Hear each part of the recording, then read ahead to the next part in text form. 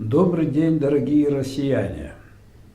Сегодня я решил обратиться к русскому народу и ко всем жителям Российской Федерации в связи с событиями, происходящими в Республике Ингушетия.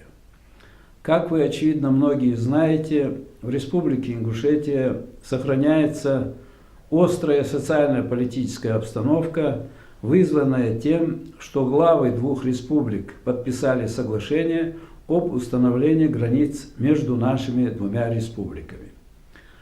Жители Республики Ингушетия считают, что действия органов власти не отвечают интересам народа, поскольку они были осуществлены без выявления воли народа, воли жителей Республики Ингушетия и нарушают его права на свою территориальную целостность. Людей, митингующих в городе Магасе, удивляет, какая оживленная реакция вызвана многими жителями Российской Федерации этими событиями. Насколько остро реагируют простые русские люди на события, происходящие здесь, и насколько они понимают и с уважением относятся к требованиям ингушского народа. Я со своей стороны этому не удивляюсь, поскольку 11 лет жил и работал на севере Тюменской области. 7 лет я был там секретарем парткома Тазовской нефтегазоразведочной экспедиции. Простые русские люди меня, ингуша, избирали секретарем своего парткома. Это говорило об их интернационализме, что для них не главная национальность человека, очевидно, другие качества или характеристики данного человека. Последние 3 года моей жизни в Тюменской области я работал заместителем генерального директора объединения «Пурнефтегазгеология» в Таркаселе в Ямало-Ненецком автономном округе. Вы знаете, за эти годы я многое взял у русских людей. Я поражался тому, насколько они грамотны во многих вопросах, связанных с правами и обязанностями гражданина Российской Федерации, тогда гражданина Советского Союза. Меня удивляла любознательность русских людей, их эрудиция. Самый простой человек рабочий, имел невероятную подготовку по многим вопросам правового характера. Я такими знаниями не обладал, хотя был инженером по образованию, много лет работал на политических должностях. И вот и там, находясь в Тюменской области, по возвращению домой, перенимая опыт, урок, который мне преподали русские люди, я изучал и до сих пор в преклонном уже возрасте изучаю законодательство, изучаю разные нормативно-правовые акты и многое другое, что позволяет мне решать не только проблемы своей семьи, но безвозмездно оказывать помощь многим людям. И я очень благодарен тому уроку, который мне тогда преподали. Прошло уже более 30 лет, как я вернулся из Тюменской области домой в Ингушетию в связи с семейными обстоятельствами. Но мы до сих пор поддерживаем связь с теми людьми, с которыми я тогда работал. И эта связь основана не на стремлении позвонить старому товарищу по работе, а тот дух дружбы, взаимопонимания, взаимопомощи, который был между нами, когда я там жил и работал, это вызывает необходимость позвонить, справиться о здоровье, о благополучии, поздравить с какими-то событиями или высказать соболезнования в связи с каким-то горем. Поэтому происходящее здесь, оно является характерным для русских людей, отзывчивость их, готовность сочувствовать человеку, оказавшемуся в беде. Мы чувствуем, что многие русские люди, которые видят происходящее здесь, сочувствуют ингушскому народу, понимают и поддерживают его стремления. В связи с этим я бы хотел сегодня дать некоторую информацию и исторического характера, и правового характера, социально-экономического характера, в котором оказался ингушский народ. Дополнить, короче говоря, те знания, которые у вас есть об этом маленьком народе Российской Федерации. Кто же такие ингуши? Откуда они взялись в Российской Федерации? Сколько лет они проживают здесь? Это вопросы, наверное, интересуют многих любознательных людей. Я вам скажу, что наши предки передавали нам, что корни ингушей являются арабскими. Также говорили и представители чеченского народа, что предками чеченцев являются арабы. Если раньше это было проверить сложно, то в настоящее время это не представляет трудностей. Такая относительно новая наука, как ДНК-генеалогия, позволяет сделать анализы биологического материала и определить, к какому из 20 человеческих родов, существующих в настоящее время на нашей планете Земля, относится тот или иной человек. Так вот, в соответствии с данными, лабораторными исследованиями этой науки ДНК-генеалогии, ингуши и чеченцы являются носителями гаплогруппы J2. Как известно, носителями гаплогруппы J являются арабы, и прежде всего выходцы с Йемена. Это евреи. И у арабов, и у евреев есть гаплогруппы J1 и J2. Как я сказал, ингуши и чеченцы являются носителем гаплогруппы J2, а такие народности Дагестана, как аварцы, даргинцы, лезгины, лакцы, являются носителем гаплогруппы J1. Таким образом, арабы, евреи, ингуши, чеченцы и перечисленные мною народности Дагестана произошли от одного человека. Это, так сказать, самая древняя история. Когда и каким образом предки ингушей и чеченцев попали сюда, на Кавказ?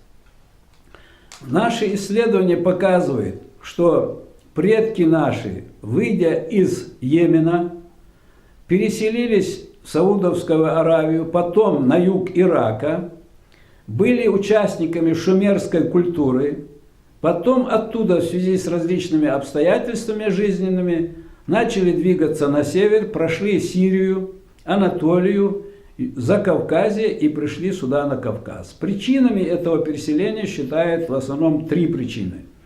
Это переселенность тех территорий на юге Ирака, где они жили прежде. Это поиск мест, где есть залежи металлов различных. И, наконец, поиск плодородных земель. Все это здесь, на Кавказе, оказывается, имелось. О времени переселения наших предков. Есть различные научные издания, в которых сказано, что предки ингушей и чеченцев переселились сюда примерно 6-7 тысяч лет. Они являются носителями майкопской археологической культуры.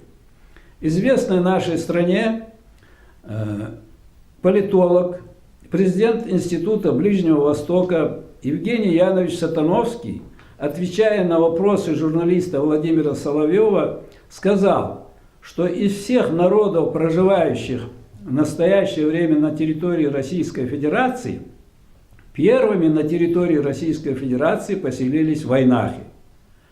А такой известный специалист в области ДНК-генеалогии, как профессор МГУ и Гарварда Анатолий Алексеевич Клесов, говорит, что ингуши и чеченцы проживают здесь, на Кавказе, 7 тысяч лет, или около 7 тысяч лет.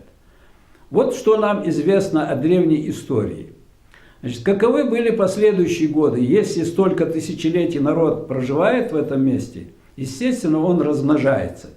И в связи с тем, что в те древние времена основным занятием человека и прежде всего способом существования было сельское хозяйство, то очень важно имело значение территория, где могли пасти скот, где могли выращивать зерновые культуры. И по мере размножения людей им приходилось перекочевывать и завоевывать или там переселяться на новые территории.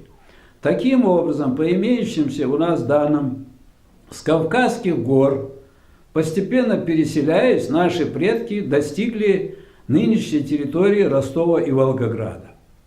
И эти люди, эти наши предки, которые там проживали, именовались там аланами.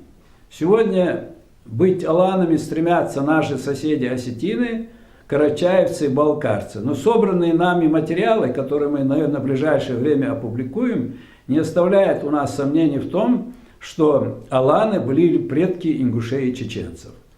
Так вот, когда они проживали в районе Ростова и Волгограда в IV веке, гунны совершили нашествие на эти регионы. Сперва состоялась битва между ними, довольно кровавая.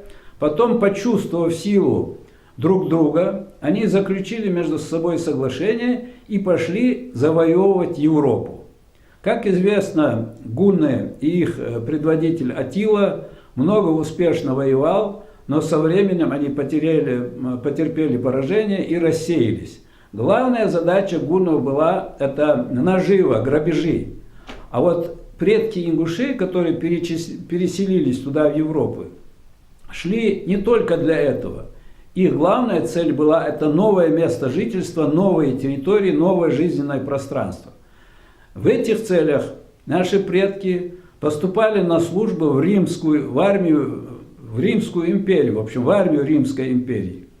Таким образом, проявляя, в общем, отвагу, мужество, они получали земли, оседали там жить, и таким образом предки современных ингушей и чеченцев расселились во многих странах Европы, таких как Франция, Германия, Италия, Испания, Португалия и других странах. Теперь, какова была судьба тех аланов, а правильно их самоназвание является ас, которые остались здесь на Кавказе? В 1240 году полчища Чингисхана, имеется в виду его внуки, сыновья и внуки, пошли завоевывать Европу. Они пришли сюда на Кавказ и в 1240 году покорили Аланию и ее столицу, город Магас. Таким образом, как и в целом в России, на Руси, так и здесь, на Кавказе, ингуши и чеченцы оказались под татаро-монгольским игом. Это продолжалось, в общем, длительное время. Что здесь произошло вот такого чрезвычайного в эти годы? Когда монголы завоевывали Аланию, они тоже увидели доблесть войнахских воинов. Войнахами называют чеченцев и ингушей. И они решили привлечь войнахских воинов в свою армию для того, чтобы завоевать Китай. Как известно, еще при жизни Чингисхана монголы совершили нашествие на Китай, но им тогда удалось покорить только северную часть Китая. И вот они видят, что у них есть резервы для того, чтобы завоевать Китай полностью. Забрали отсюда десятки тысяч воинов вместе со своими семьями, увезли их в Монголию, а потом в Китай и начали там завоевательные действия. Прежде чем приступить к военным действиям, нужно было обустроить свои семьи. В Китае, в провинции Сычуань, стоят точно такие же башни, как они стоят в горах нынешней Ингушетии. Они построили эти башни, поселили там свои семьи, пошли войной на юг Китая, завоевали Китай вместе с монгольскими воинами и держали Китай в повиновении у монголов более 100 лет. По прошествии этих сотни лет Китай окреп и выпроводил, изгнал завоевателей монголов и принимавших участие в этой войне наших предков аланов-ассов. Они перешли в Монголию, а потом по прошествии нескольких сотен лет снова оказались в Китае, и сейчас есть информация, что эти ассы, или во множественном числе асуды, как их там называли, проживают в автономном районе внутренняя Монголия, это север Китая или юг Монголии. Вот такова судьба тех, кто ушел туда. Что же дальше произошло? В 1395 году Тимур Хромой, Тамерлан, решил разгромить войско хана Золотой Орды Тохтамыша за то, что он совершал набеги, находящиеся под контролем Тамерлана. И вот, собрав огромное войско, Тамерлан пришел через Дербент на Северный Кавказ. Тут он догнал отступающие войска хана Золотой Орды Тохтамыша, и произошла битва, как описывает 15 апреля 1395 года, состоялась эта битва за Тереком. И в этой битве многие ученые подтверждают или соглашаются с тем, что погибло не менее 100 тысяч человек. Примерно 60 тысяч войск монгольских и 40 тысяч войск Тамерлана. Разгромив здесь войска хана Золотой Орды, Тамерлан решил наказать еще и союзников монголов. А союзниками монголов, вынужденными союзниками монголов были русские, чеченцы-ингуши и крымские татары. Двинувшись на север, войска Тамерлана дошли до Рязани, взяли Рязань, но по нескольким причинам Тамерлан не решился идти на Москву. Предполагается, что укрепившаяся Россия уже представляла для него угрозу, поэтому он повернул назад. Тамерлан пошел не домой, к себе в Среднюю Азию. Он пошел в Крым. Из-за участия крымских татар в составе монгольских войск в войне против Тамерлана, его войска из голов крымских татар сделали пирамиду в Крыму. На эту тему написана картина Верещагина «Апофеоз войны». Завершив это страшное злодеяние, Тамерлан со своими войсками пришел на Северный Кавказ. И за то же самое, за участие ингушей и чеченцев на стороне монголов в войне против Тамерлана, Тамерлан полностью уничтожил все население ингушей и чеченцев, которое проживало на равнинных землях Северного Кавказа. Здесь он разграбил все имеющееся имущество, сжег все строение, которое разрушил, собрал драгоценности, а есть информация, что здесь было много золота, накоплено в различных военных действиях. Все это забрал и ушел через Астрахань к себе в Самарканд. Тогда, после 1395 года, на опустевшие земли, на которых проживали ингуши и чеченцы, пришли и поселились кабардинцы. У нас есть карта, изданная во Франции в середине XIX века, где указано, что от Черного и почти до самого Каспийского моря проживали адыги и, как их называли, черкесы, Черкесия. Таким образом, кабардинцы закрыли выходы тем ингушам и чеченцам, которые остались живыми после нашествия Тамерлана, благодаря тому, что они проживали тогда в горах или оказались в горах во время этих нашествий. Закрытые в ущельях ингуши и чеченцы, а тогда это был практически единый народ, не имели возможности между собой общаться. Это происходило как минимум 200 лет, это 14-15 века. В это время из различных регионов Дагестана на территорию, где проживали нынешние чеченцы, начали переселяться семьи дагестанские. Это прежде всего аварцы, даргинцы, кумыки. Может быть, еще люди других национальностей. Переселенцы на территорию Чеченской Республики не знали, кроме своего языка, других языков. Поэтому им приходилось изучать язык чеченцев.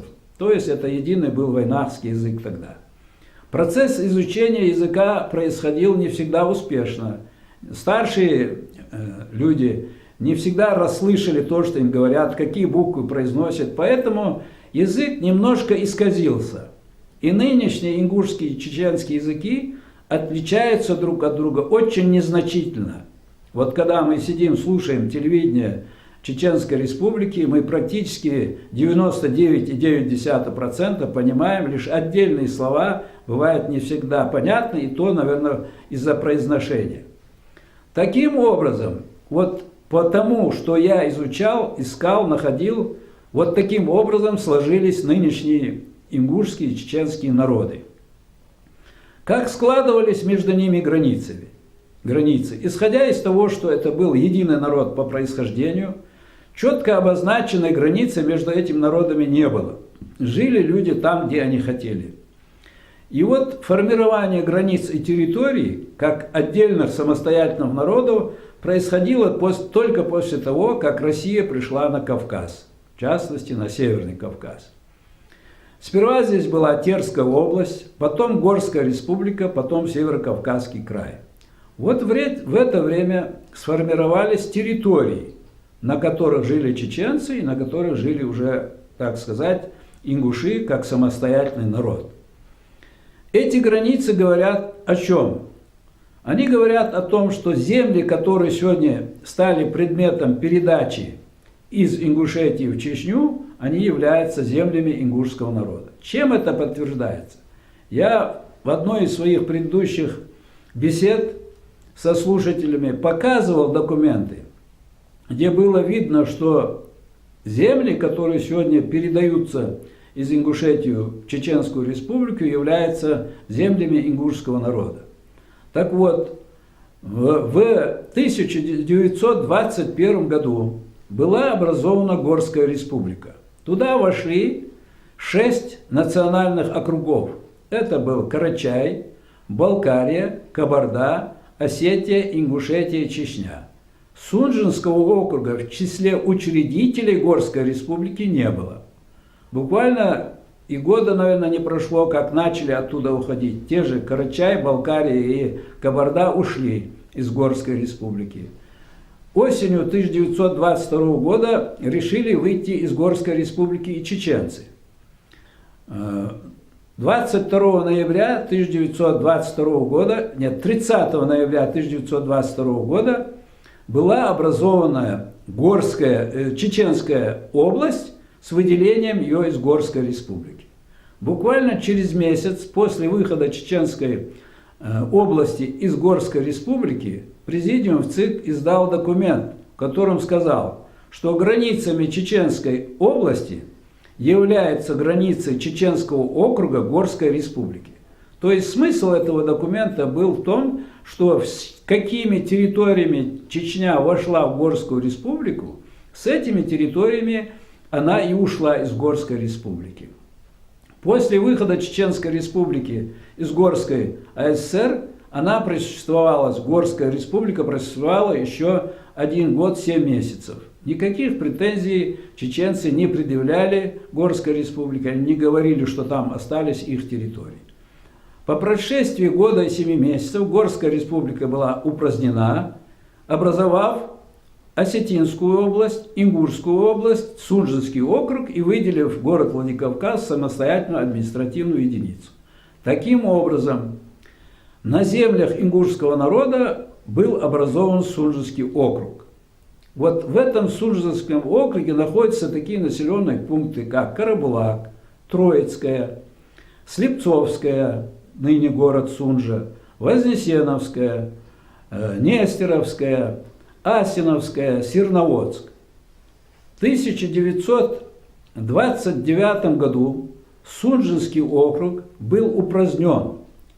И вот эти станицы, о которых я говорю, эти населенные пункты, которые я перечислил, были переданы в состав Чеченской области.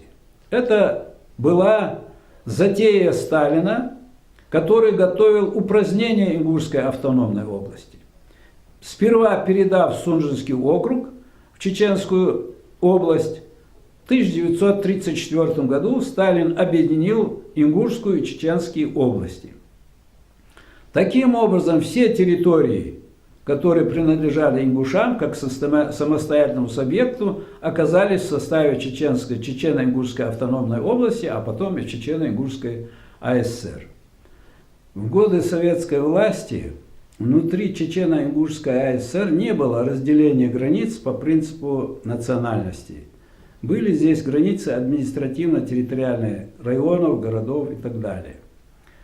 После того, как развалился Советский Союз, сформировались органы власти Российской Федерации, и у наших народов, и у чеченского, и ингушского народов появилось желание образовать собственные республики. Тогда проходили очень массовые митинги, собрания, встречи. Выезжали представители народов в Москву, просили согласия в содействии в образовании, вот, в частности, Ингушской республики. Я непосредственно участник этих многих событий и вместе с многими другими коллегами при поддержке всего ингушского народа тогда нам удалось добиться образования Ингушской республики в составе Российской Федерации. Я сразу скажу, что это было очень важное событие в жизни ингушского народа. Мы перестали быть одним из сельских районов Чечено-Ингушетии. Это стал самостоятельным субъектом Российской Федерации, самое главное, с собственным бюджетом. Уже в основном развитие и экономики, и социальной сферы зависело от того, насколько активно работало руководство нашей республики с руководством Российской Федерации. За годы после образования Республики Ингушетия у нас здесь прошли очень большие изменения. Я должен объективно признать, за последние 10 лет в нашей республике построено очень большое количество объектов образования, здравоохранения, спортивные комплексы, другие предприятия, строятся инвестиционные различные предприятия хозяйственного назначения. И мы сегодня благодарны правительству Российской Федерации, нашему законодательному собранию за эту помощь, материальную помощь, за выделение больших сумм бюджетных средств для обустройства нашей республики. Но при этом мы должны иметь в виду, что в годы советской власти здесь не была создана необходимая экономическая база для того, чтобы трудоустроить людей. В годы советской власти многие отцы, братья и так далее, ингушские мужчины были вынуждены ездить по сибирским регионам Советского Союза для того, чтобы зарабатывать деньги на пропитание своих семей. Тогда в газете «Правда» в органе ЦК КПСС была опубликована статья «Шабашники». Людей, которые из-за безработицы в республике были вынуждены ездить по Российской Федерации в различные регионы, чтобы зарабатывать средства на существование, называли шабашниками. Так вот, и сегодня эта проблема, хотя решается вот социальные проблемы в плане образования, здравоохранения, спорта, культуры, вопросы трудоустройства ингушской молодежи решаются очень слабо. Очень мало предприятий здесь. В основном предприятия строятся частными инвесторами. Этого, конечно, недостаточно. Мы полагаем, вот курс нынешнего Министерства по делам Северного Кавказа, в целом правительства Российской Федерации, есть осознание того, что экономику северокавказских республик нужно подтянуть хотя бы ближе к уровню других субъектов Российской Федерации, и мы надеемся, что так это и произойдет. Теперь о политических отношениях. Как известно, после того, как была образована Ингушская республика, самостоятельной стала Чеченская республика, вопрос о границах между республиками нашими поднимался неоднократно. Здесь была позиция таковая. Вот в 1934 году Ингушетия была объединена с Чеченской областью, к этому времени Сунжинский округ был в составе Чеченской республики. Поэтому эти территории должны были перейти к Чеченской республике. И закон Чеченской республики от 2012 года предусматривал, что эти все населенные пункты, которые входили до 1934 года в состав Сунжинского округа, должны принадлежать Чеченской республике. Но это было несправедливо. Дело в том, что, как я уже сказал выше, данные населенные пункты располагались на землях, принадлежавших ингушскому народу. И вот, как вы знаете, совсем недавно, неожиданно для всего ингушского народа, глава Республики Ингушетия и глава Чеченской Республики подписали соглашение об установлении границ между нашими республиками, которой не было до сих пор. И это соглашение предусматривает передачу порядка 55 тысяч гектаров земель ингушского народа в состав Чеченской республики. Я вам приведу некоторые статистические данные, чтобы вы сделали сами объективный вывод, что происходит. Территория Ингушской республики точнее, та территория, которая числится за Ингушской республикой, в настоящее время составляет всего 3600 квадратных километров. Ингушетия – это полоска длиной 100 километров и шириной 36 километров. Вот представьте себе площадь нашего субъекта. 100 километров на 36 километров. Чеченская республика имеет площадь 15 тысяч квадратных километров. Население Чеченской республики чуть больше миллиона, население Ингушетии порядка около 500 тысяч, почти полмиллиона. Реальная плотность населения в Ингушетии получается в 2 раза выше Чеченской республики. Поэтому, когда мы увидели, что те территории, которые были ингушскими, сегодня передаются в состав Чеченской республики, народ выразил свое несогласие. Они считают, что эти вопросы нужно решать справедливо.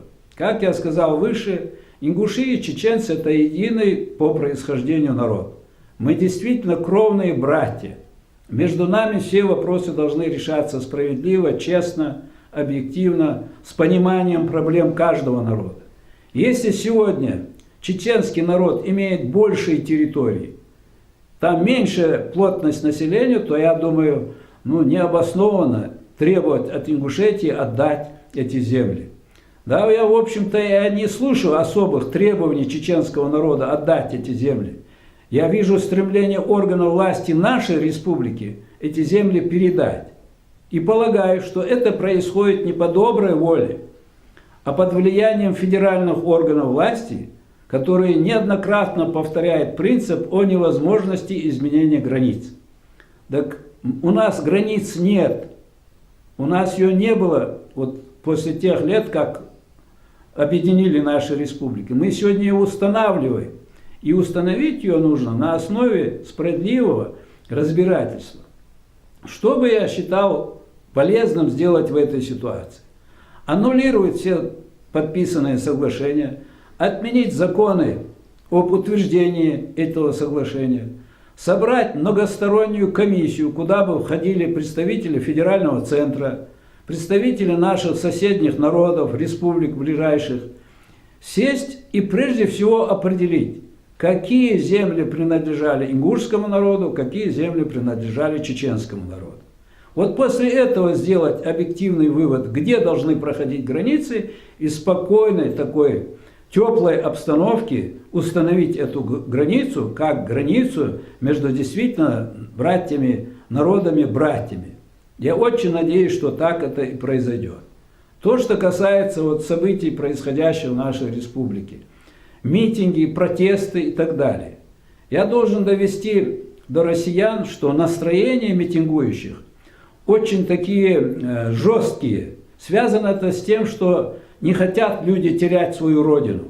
Они заботятся и о завтрашнем дне. А где жить, если такая полоска всего-навсего 100 километров на 36, от нее отнимает еще около 550 квадратных километров, или 55 тысяч гектаров. Вот представьте, этим соглашением передаются Чеченской республике 55 тысяч гектаров земли или 550 квадратных километров.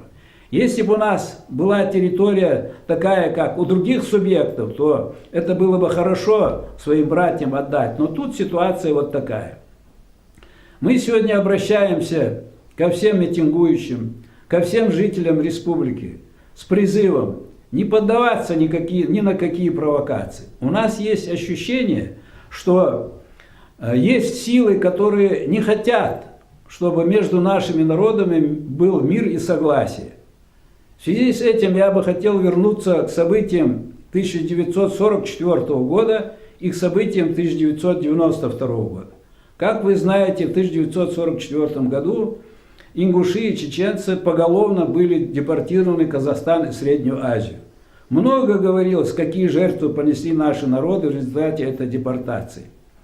После того, как в 1957 году Чечено-Ингушская АСР была восстановлена, Родина ингушского народа, как ее называют, колыбель ингушского народа, была оставлена, пригородный район был оставлен в составе Северной Осетии.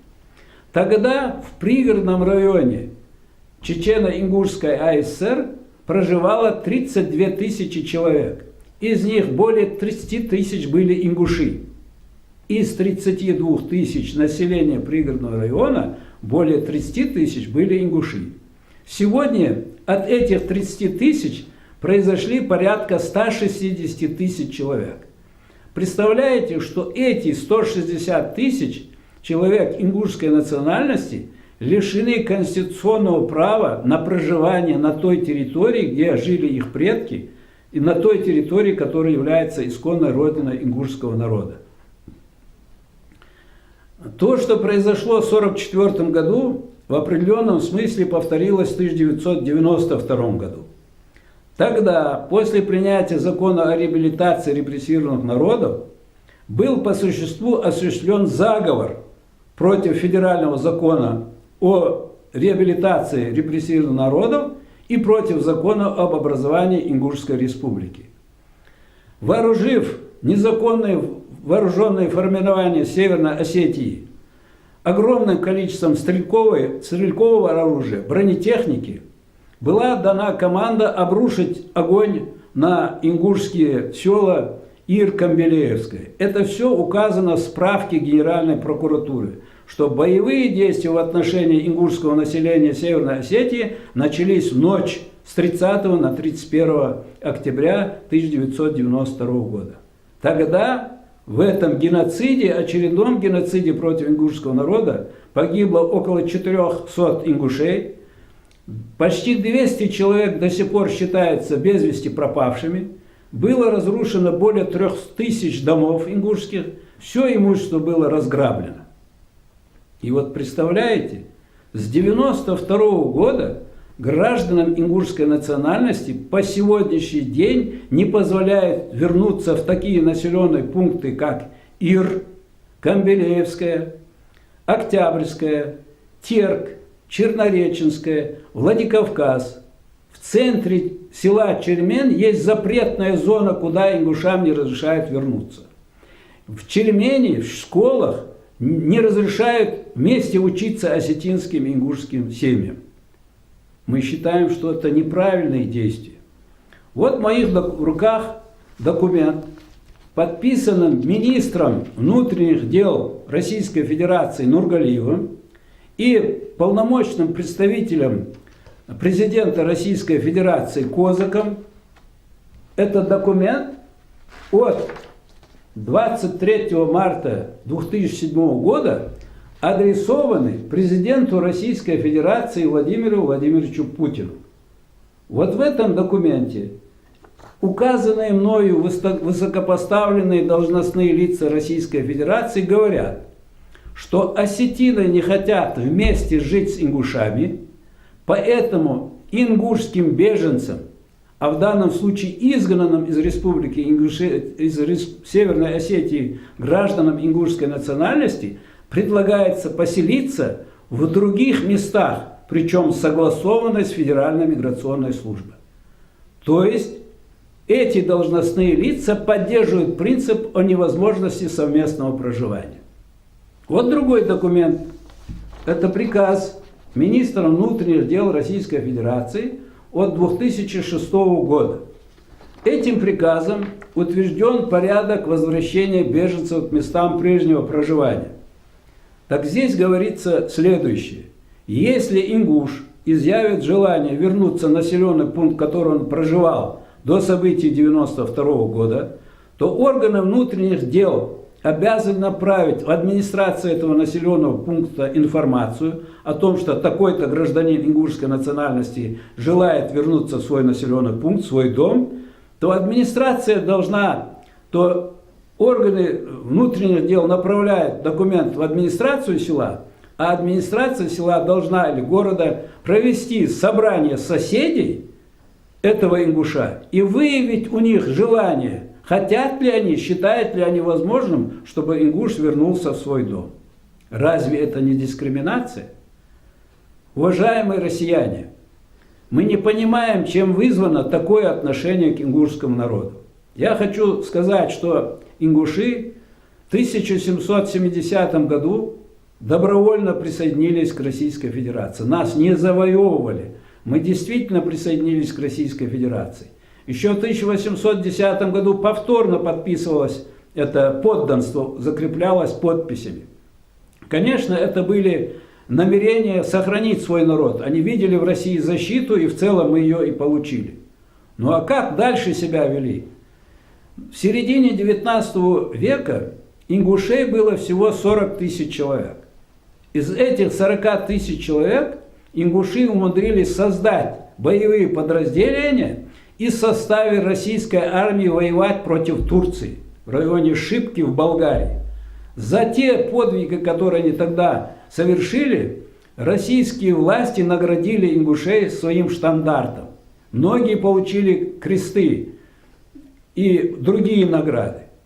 Далее, когда была Первая мировая война, ингушские полки принимали участие в составе Дикой дивизии и, как известно, воевали против железной дивизии немецкой. В годы Великой Отечественной войны многие тысячи ингушей и чеченцев воевали в составе советской армии против гитлеровских захватчиков.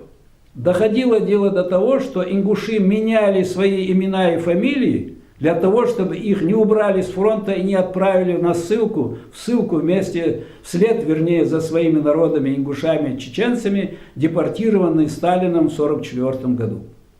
Последующие, есть еще интересные факты. Ингушская сотня участвовала в войне России против Японии. Вот представляете, что здесь, с Кавказа, ингушские воины ушли тогда воевать против японцев, и, вернувшись сюда на Кавказ, царское руководство возвращает ингушам их воинов и дает прекрасную характеристику их деятельности. Вот такова наша история. Но складывающаяся вокруг нас ситуация, она поразительна, она нас удивляет, и мы не понимаем, за что такое к нам отношение. Я сегодня обращаюсь к вам с одной единственной целью.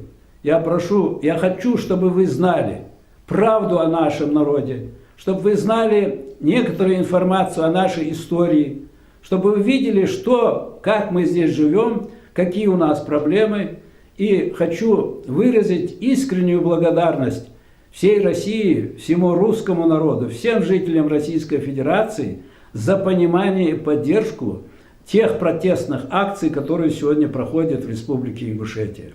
Я искренне желаю всем россиянам крепкого здоровья, благополучия, семейного счастья. Нашей великой Родине России я желаю мира и процветания. Большое вам спасибо за внимание. До свидания.